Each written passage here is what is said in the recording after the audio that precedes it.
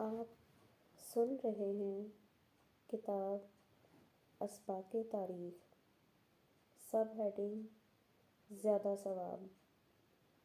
قرآن کی سورہ النور میں 6 ہجری میں پیش آنے والے اس واقعہ کا ذکر ہے جو اسلام کی تاریخ میں افک کے نام سے مشہور ہے۔ اس موقع پر مدینہ کے کچھ شر پسندوں نے حضرت عائشہ صدیقہ رضی اللہ تعالیٰ عنہا پر ایک جھوٹا الزام لگایا تھا۔ اس کے نتیجہ میں پورے شہر میں ایک ہنگامہ کھڑا ہو گیا۔ وقتی طور پر مسلمانوں کو سخت پریشانی کا سامنا کرنا پڑا تھا۔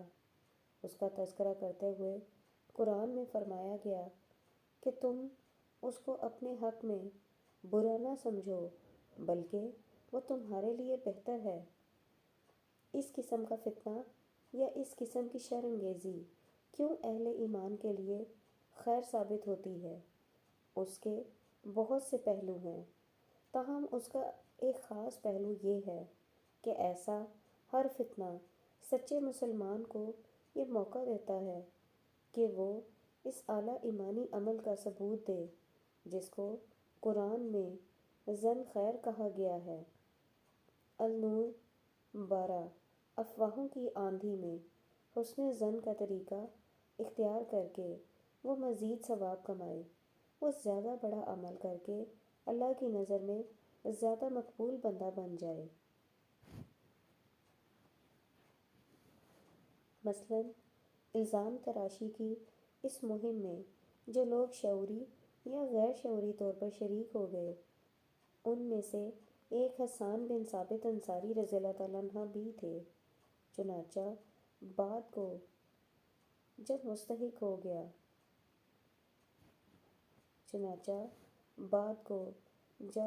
متحقق ہو گیا کہ یہ پورا قصہ سراسر جھوٹ پر مبنی تھا تو حسان بن ثابت کو ان کی غلطی پر کوڑے مارے گئے، مگر جہاں تک حضرت عائشہ رضی اللہ تعالیٰ عنہا کا تعلق ہے وہ کبھی حسان بن ثابت سے متنفر نہیں ہوئیں۔ روایات میں آتا ہے کہ وہ اس کو سخت ناپسند کرتی تھیں کہ ان کے سامنے حسان کو برا کہا جائے۔ وہ حسان کے اشعار پڑھ کر کہا کرتی تھیں کہ حسان وہ ہیں جنہوں نے اسلام کی مدافعت میں ایسے اور اشعار کہے ہیں۔ حضرت عائشہ رضی اللہ تعالیٰ عنہا کا یہ قول شرافت اور بلند اخلاقی کی نہایت عظیم مثال ہے۔ یہی وہ کلمہ ہے جس کی بابت حدیث میں آیا ہے کہ ایسا ایک کلمہ آدمی کو جنت میں پہنچانے کے لیے کافی ہے، مگر اس قسم کے جنتی کلام کا کریڈٹ کسی کو ٹھنڈے حالات میں نہیں مل سکتا۔ یہ تو اسی وقت مل سکتا ہے جبکہ اس کے خلاف شر انگیزی اور فتنہ پردازی کا طوفان کھڑا کیا جائے مگر وہ مشتعل نہ ہو۔ اس کے باوجود وہ انصاف اور خیر خواہی کی روش نہ چھوڑے۔ اس کے باوجود اس کی زبان سے دوسروں کے لیے خیر کا کلمہ نکلے۔ اس کے باوجود وہ دوسروں کا اعتراف کرے۔ اس کے باوجود وہ دوسروں کے حق میں نیک دعا کرے۔ وہ اپنے آپ کو پوری طرح منفی رد عمل سے بچائے اور ہر حال میں تقویٰ کی مثبت روش پر قائم رہے۔ اسی طرح روایات میں آتا ہے کہ مدینہ میں جب یہ بیہودہ خبر پھیلی تو حضرت ابو ایوب انصاری رضی اللہ تعالیٰ عنہ اپنے گھر میں آئے۔ ان کی بیوی نے کہا کہ اے ابو ایوب، آپ نے سنا کہ عائشہ رضی اللہ تعالیٰ عنہ کے بارے میں کیا کہا جا رہا ہے؟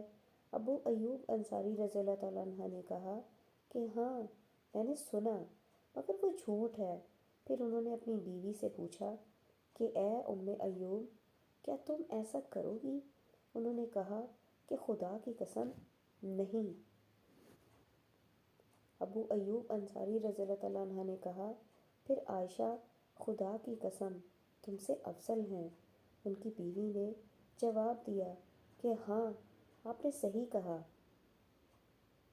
بعض روایات سے معلوم ہوتا ہے کہ انہوں نے صفوان بن المعطل السلمی کا نام لیا جن کے ساتھ ظالموں نے حضرت عائشہ رضی اللہ تعالیٰ عنہا صدیقہ کو ملوث کیا تھا۔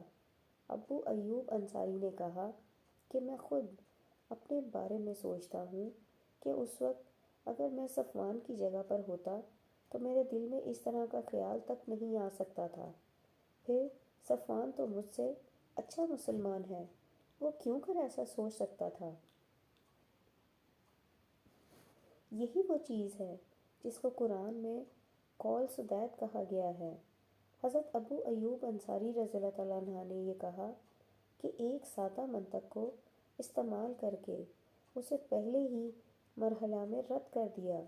انہوں نے سوچا کہ کوئی بھی شریف انسان ایسا خیال اپنے دل میں نہیں لا سکتا، پھر کیسے مان لیا جائے کہ عائشہ صدیقہ رضی اللہ تعالیٰ عنہ جیسی شریف خاتون یا صفوان جیسا مخلص مومن اس قسم کی ذلیل بات کے مرتکب ہو سکتے ہیں۔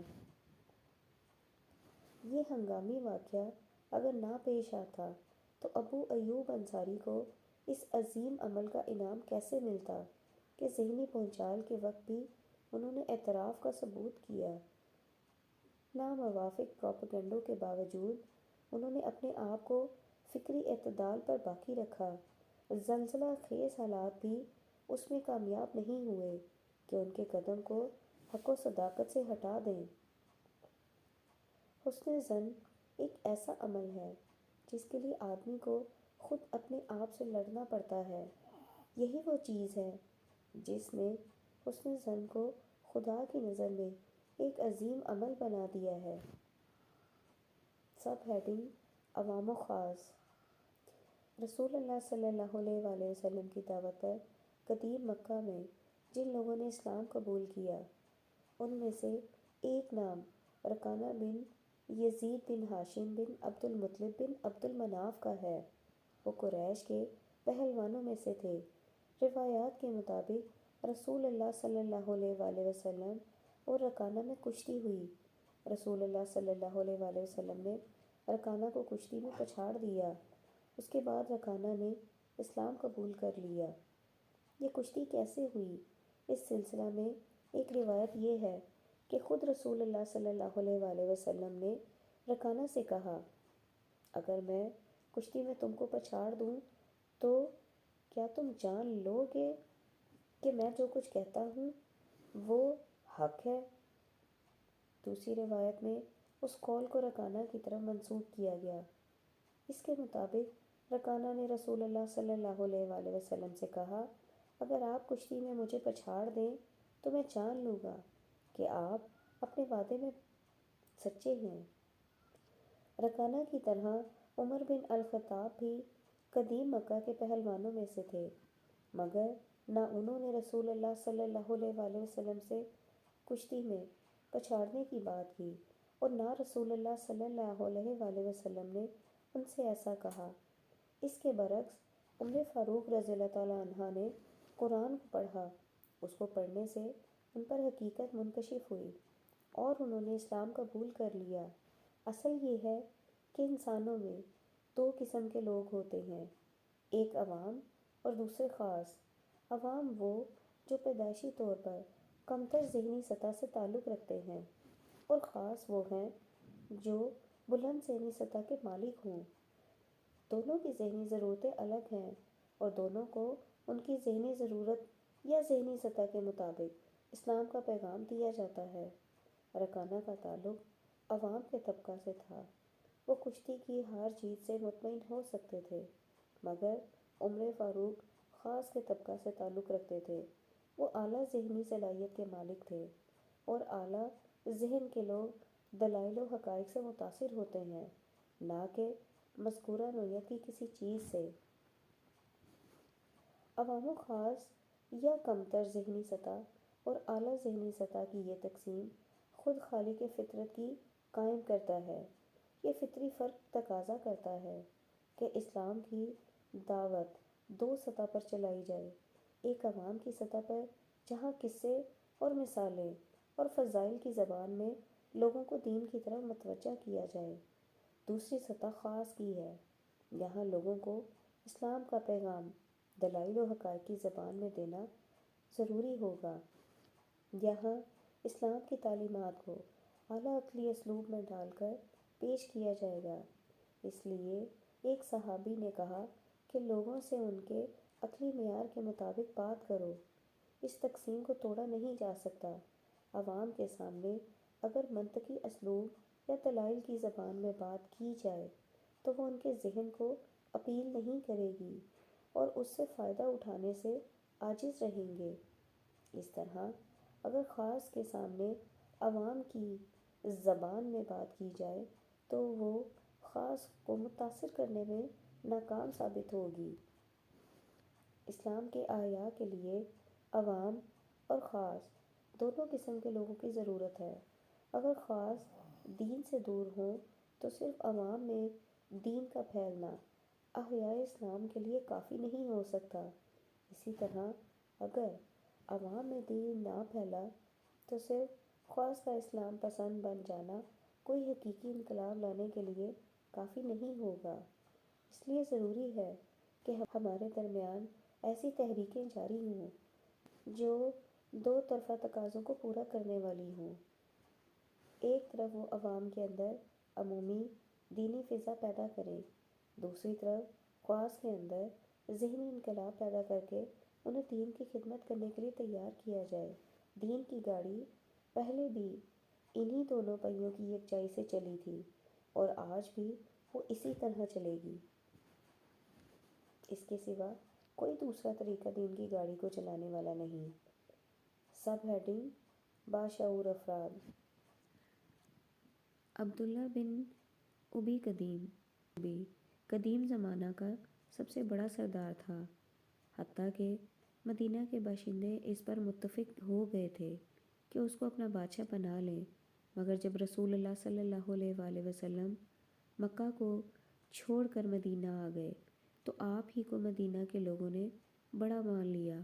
مدینہ میں ابتدا میں مہاجرین اقلیت میں تھے، مگر مختلف مقامات سے لوگ ہجرت کر کے آتے رہے، یہاں تک کہ مدینہ میں مہاجرین کی اکثریت ہو گئی اور انصار اقلیت میں ہو گئے، جن کا عبداللہ بن ابی سردار چلا آ رہا تھا۔ ان باتوں کی وجہ سے عبداللہ بن ابی کو رسول اللہ صلی اللہ علیہ وآلہ وسلم اور مہاجرین سے سخت بغض ہو گیا۔ وہ کسی نہ کسی طرح آپ صلی اللہ علیہ وآلہ وسلم کو اور مہاجرین کو متون کرنا چاہتے تھے اور انہیں نیچا دکھانے کی کوشش کرتے۔ اس سلسلہ کا ایک واقعہ یہ ہے کہ غزوہ بن المصطلق میں عبداللہ بن ابی اپنے قبیلہ کے بہت سے لوگوں کے ساتھ تھا۔ راستے میں ایک واقعے سے فائدہ اٹھا کر اس نے رسول اللہ صلی اللہ علیہ وآلہ وسلم اور مہاجرین کے خلاف دشنام ترازی کی۔ اپنے قبیلے کے لوگوں کو مخاطب کرتے ہوئے اس نے کہا کہ ہم لوگ مدینہ کے عزت والے لوگ ہیں، اگر ہم مدینہ پہنچ جائیں گے تو ہم لوگ اپنے شہر سے ان ذلت والوں کو نکال دیں گے۔ یہ ایک لمبا قصہ ہے، خلاصہ یہ ہے کہ یہ قافلہ چلتا رہا یہاں تک کہ وہ مدینہ کے قریب پہنچ گیا۔ اس وقت ایک نہایت غیر معمولی واقعہ ہوا جو راوی کے الفاظ میں یہ تھا: اس کے لڑکے عبداللہ رضی اللہ تعالیٰ عنہ اپنے باپ عبداللہ بن ابی بن سلول کے لیے مدینہ کے دروازے پر کھڑے ہو گئے۔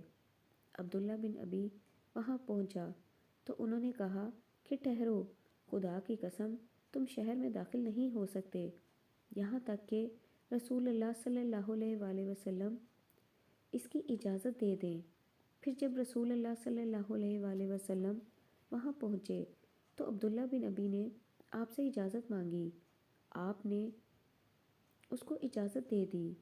اس کے بعد عبداللہ نے اس کو چھوڑ دیا یہاں تک کہ وہ مدینہ میں داخل ہو گیا۔ یہ واقعہ بتاتا ہے کہ صحابہ کرام اتنے دانش مند لوگ تھے کہ وہ بتائے بغیر باتوں کو جان لیتے تھے۔ حضرت عبداللہ سے رسول اللہ صلی اللہ علیہ وآلہ وسلم نے کچھ نہیں کہا تھا، انہوں نے بطور خود یہ جان لیا کہ اس موقع پر انہیں کیا کردار ادا کرنا ہے۔ اس وقت موزوں ترین بات یہ تھی کہ عبداللہ بن ابی کے سامنے اس کا عملی مظاہرہ ہو جائے کہ اب مدینے کے بڑے تم نہیں ہو بلکہ رسول اللہ صلی اللہ علیہ وآلہ وسلم مدینے کے بڑے اور مدینے کے سردار ہیں۔ حضرت عبداللہ نے اس بات کے مظاہرے کا انتہائی بروقت اور صحیح طریقہ اختیار کیا۔ اس کام کو کرنے کا سب سے بہتر طریقہ یہ تھا کہ عبداللہ بن ابی کا بیٹا اسے انجام دے۔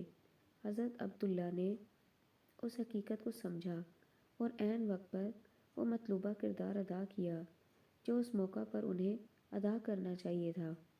کسی مشن کی کامیابی کا انحصار اس پر ہوتا ہے کہ اس کو باشعور افراد کی ایک ٹیم مل جائے۔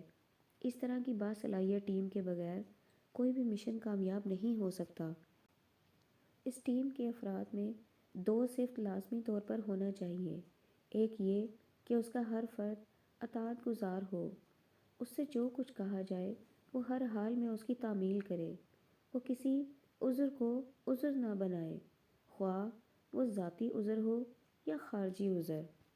دوسری صفت یہ کہ اس ٹیم کے افراد اتنے باشعور ہوں کہ وہ کہے بغیر باتوں کو جان لیں، وہ بتائے بغیر صورتحال کو سمجھ لیں۔ اس دوسری صفت کی اہمیت یہ ہے کہ اجتماعی زندگی میں بہت سی باتیں بتائی نہیں جا سکتیں۔ جب مشن پھیلتا ہے اور نئے نئے تقاضے سامنے آتے ہیں تو یہ ناممکن ہو جاتا ہے کہ لوگوں کو ساری ضروری باتیں بتا دی جائیں۔ ایسے وقت میں قابل عمل صورت صرف یہ ہوتی ہے کہ آدمی خود اپنی عقل سے باتوں کی گہرائی کو سمجھے، وہ خود ہر موقع پر اس کے موافق ضروری اقدام کر سکے۔ کوئی بھی دوسری چیز اس شعوری پختگی کا بدل نہیں بن سکتی۔ سب ہیڈنگ: اتحاد کی شرط۔ خلیفہ چہارم علی بن ابی طالب رضی اللہ تعالیٰ عنہ کے زمانہ میں مسلمانوں کی اجتماعیت ٹوٹ گئی اور لوگوں میں کثرت سے اختلاف پیدا ہو گیا۔ اس وقت ایک شخص نے حضرت علی سے پوچھا کہ مسلمانوں کا کیا معاملہ ہے کہ آپ کے زمانے میں لوگ اختلافات میں پڑ گئے ہیں، جبکہ ابو بکر و عمر کے زمانے میں یہ اختلافات نہ تھے۔ حضرت علی نے جواب دیا، یعنی اس کا سبب یہ ہے کہ ابو بکر اور عمر میرے جیسے لوگوں کے اوپر حکمران تھے اور میں تمہارے جیسے لوگوں کے اوپر حکمران ہوں۔ ابن خلدون نے اس واقعے کا ذکر کرتے ہوئے لکھا ہے کہ دینی حکومت کے قیام کے لیے اس کے مطابق دینی رجحان کا ہونا بہت ضروری ہے۔ اگر معاشرے کی سطح پر غالب دینی رجحان موجود نہ ہو تو محض حاکم کے اسلامی ہونے سے کامیاب اسلامی حکومت قائم نہیں ہو سکتی۔ ابن خلدون لکھتے ہیں کہ حضرت علی کے اس جواب میں آپ کا اشارہ اس دینی محرک اور رجحان کی طرف تھا۔ المامون کو دیکھو، جب اس نے علی بن موسیٰ بن جعفر الصادق کو اپنا ولی عہد نامزد کیا اور ان کو الرضا کا لقب دیا تو کس طرح عباسیوں نے اس پر شدید ناگواری ظاہر کی۔ انہوں نے ان کی بیعت کو توڑ کر المامون کے چچا ابراہیم بن المہدی کے ہاتھ پر بیعت کر لی اور اس کے رد عمل میں ایسا اختلاف پیدا ہوا اور بغاوت پر آمادہ شورش پسند گروہوں کی ایسی کثرت ہو گئی کہ قریب تھا کہ پورا حکومتی نظام کالعدم ہو جائے۔ یہاں تک کہ المامون پیش قدمی کر کے خراسان سے بغداد پہنچا اور علی الرضال کی ولی عہدی کو منسوخ کر کے اپنے خاندانی شخص کو ولی عہد نامزد کر دیا۔ ابن خلدون نے اس کی وضاحت کرتے ہوئے مزید لکھا ہے کہ خلفائے راشدین ایسے زمانے میں تھے جبکہ ملوکیت کا مزاج ابھی پیدا نہیں ہوا تھا اور معاشرے پر دینی محرک اور رجحان کا غلبہ تھا۔ چنانچہ لوگوں نے اپنے اندرونی محرک کے تحت صرف ایسے ہی فرد کو خلافت کی ذمہ داری سونپی جو دینی اعتبار سے قابل قبول تھا اور اس کو دوسرے کے اوپر ترجیح دی۔ اس کے علاوہ دوسرے افراد جن کی نگاہیں خلافت کی طرف اٹھ رہی تھیں انہیں ان کے اپنے رجحان اور محرک کے حوالے کر دیا۔ تاہم اس کے بعد حضرت معاویہ کے زمانے سے عصبیت اپنی انتہا کو پہنچ گئی۔ اقتدار پر اسی مزاج کا تسلط ہو گیا، دینی رجحان کمزور پڑ گیا، اس کی جگہ ملوکیت اور گروہی رجحان کی ضرورت کا احساس بڑھ گیا۔ چنانچہ اگر ایسے شخص کو اقتدار سونپا جائے جو گروہی عصبیت کے اعتبار سے ناقابل قبول ہو تو اس کو رد کر دیا جاتا۔ تھوڑے ہی عرصے میں اس کی حکومت انتشار کا شکار ہو جاتی اور جماعت میں اختلاف پڑ جاتا، جیسا کہ بعد کے زمانے میں پیش آیا۔ دور اول کا یہ تجربہ بتاتا ہے کہ ملت میں اتحاد کس طرح آتا ہے اور کن اسباب سے وہ ختم ہو جاتا ہے۔ وہ ہے ابن خلدون کے الفاظ میں داغ دینی کا ہونا یا نہ ہونا۔ گویا اتحاد کبھی اتحاد کی اپیلیں کرنے سے نہیں آتا، بلکہ اس وقت آتا ہے جب کہ پورے معاشرے میں اس کے موافق غالب دینی رجحان موجود ہوں۔ اتحاد ملت کا کام دراصل اصلاح ملت سے شروع ہوتا ہے، اس لیے ضرورت ہے کہ معاشرے میں دینی فضا پیدا کی جائے، لوگوں کو اس اعتبار سے باشعور بنایا جائے کہ تمہیں آخرت میں اپنے قول و اعمال کا حساب اللہ تعالیٰ کو دینا ہے۔ لوگوں میں گہری آخرت پسندی پیدا کی جائے تاکہ وہ آخرت کے فائدے کے لیے دینوی نقصان کو برداشت کر سکیں۔ لوگوں کو اسلام کے بارے میں اس حد تک ایجوکیٹ کیا جائے کہ جب خدا اور رسول کا حکم سامنے آ جائے تو وہ اپنی گردن جھکا دیں، خواہ وہ ان کے ذوق کے خلاف ہی کیوں نہ ہو۔ ان میں یہ مزاج ہو کہ اللہ کی خاطر وہ اختلاف کے باوجود متحد ہو جائیں۔ کسی گروہ میں اتحاد پیدا ہونا کوئی سادہ بات نہیں۔ اتحاد ہمیشہ زیر اتحاد افراد کی قربانیوں سے قائم ہوتا ہے۔ رائے کی قربانی، مفادات کی قربانی، اپنے کو پیچھے کر لینے کی قربانی، اپنے اختلافات کو ختم کرنے کی قربانی، الفاظ رکھتے ہوئے چپ ہو جانے کی قربانی۔ اس لیے پہلے ذہن بنایا جاتا ہے، اس کے بعد اتحاد قائم ہوتا ہے۔ سب ہیڈنگ: مقام کیسے ملا؟ حمزہ بن عبد المطلب پیغمبر اسلام صلی اللہ علیہ وآلہ وسلم کے چچا تھے۔ ان کے متعلق اسلامی تاریخ میں لکھا گیا ہے کہ حمزہ ان لوگوں میں سے تھے جن کے ذریعے اللہ نے دین کو طاقت دی۔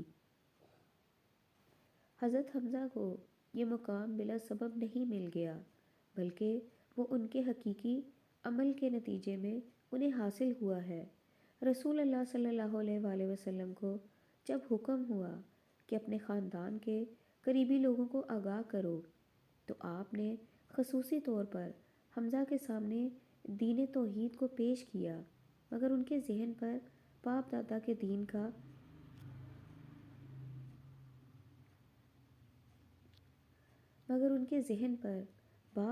دین کا اتنا زیادہ غلبہ تھا کہ ابتدا میں کئی سال تک اسلام کی صداقت ان کی سمجھ میں نہ آ سکی۔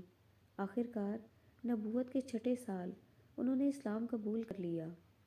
ایک روز وہ شکار کھیل کر واپس آئے، ان کے ہاتھ میں لوہے کی کمان تھی۔ عین اس وقت ایک عورت نے آ کر ان سے کہا کہ ابھی میں نے صفا پہاڑی کے پاس محمد کو دیکھا ہے، وہاں عمرو بن ہشام ابو جہل بھی تھا اور وہ تمہارے بھتیجے کو گالی دے رہا تھا اور بہت زیادہ برا کہہ رہا تھا۔ حمزہ خاندانی غیرت کے تحت گھر سے نکلے۔ کعبے میں انہوں نے ابو جہل کو پا لیا، وہ ابھی تک غصے میں تھے۔ انہوں نے لوہے کی کمان ابو جہل کے سر پر اتنے زور سے ماری کہ خون نکل آیا۔ انہوں نے ابو جہل سے کہا کہ تم میرے بھتیجے کے دشمن بنے ہوئے ہو، تم سن لو کہ میرا دین بھی وہی ہے جو محمد کا دین ہے۔ ابو جہل کا تعلق قبیلہ بنو مخزوم سے تھا اور حمزہ کا تعلق قبیلہ بنو ہاشم سے۔ گھر واپس آئے تو قوم کے کچھ لوگ ان سے ملے۔ انہوں نے حمزہ کو شرم دلائی کہ تم سابی بالدین ہو گئے ہو، تم نے اپنے باپ دادا کے طریقہ کو چھوڑ دیا، ایک بھتیجے کی خاطر تم قوم کے تمام اکابر سے کٹ گئے، وغیرہ وغیرہ۔ اس طرح کی باتوں سے حمزہ ذہنی کشمکش میں مبتلا ہو گئے۔ انہیں شبہ ہونے لگا کہ شاید میں نے خاندانی حمایت کے جوش میں آ کر غلطی کر دی ہے۔ وہ رات بھر بے چین رہے، انہیں ساری رات نیند نہیں آئی۔ صبح ہوئی تو اسی بے چینی کے عالم میں خانہ کعبہ میں گئے۔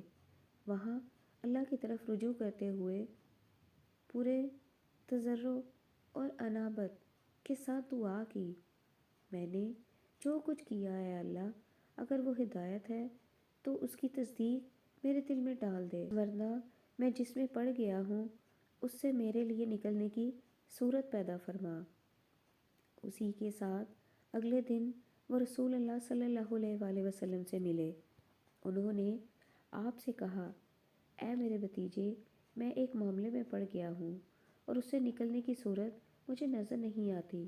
مجھے یہ بھی معلوم نہیں کہ یہ ہدایت ہے یا گمراہی ہے، اس لیے آپ اس معاملے میں مجھے بتائیے۔ اے بھتیجے، میں تم سے اس معاملے میں سننا چاہتا ہوں۔ رسول اللہ صلی اللہ علیہ وآلہ وسلم ان کی طرف متوجہ ہوئے۔ آپ نے ان کو نصیحت کی، انہیں خوف دلایا اور ان کو اللہ کے انعام کی خوشخبری دی۔ اس کے بعد اللہ نے ان کے دل میں یقین ڈال دیا۔ انہوں نے کہا کہ میں گواہی دیتا ہوں کہ آپ صادق ہیں۔ اے میرے بھتیجے، اپنے دین کا اعلان عام کرو۔ خدا کی قسم، اگر مجھے وہ سب کچھ دیا جائے جس پر آسمان نے سایہ کیا ہے، تب بھی میں اس دین کو نہیں چھوڑوں گا۔ اس کے بعد حضرت حمزہ آپ کے مکمل ساتھی بن گئے۔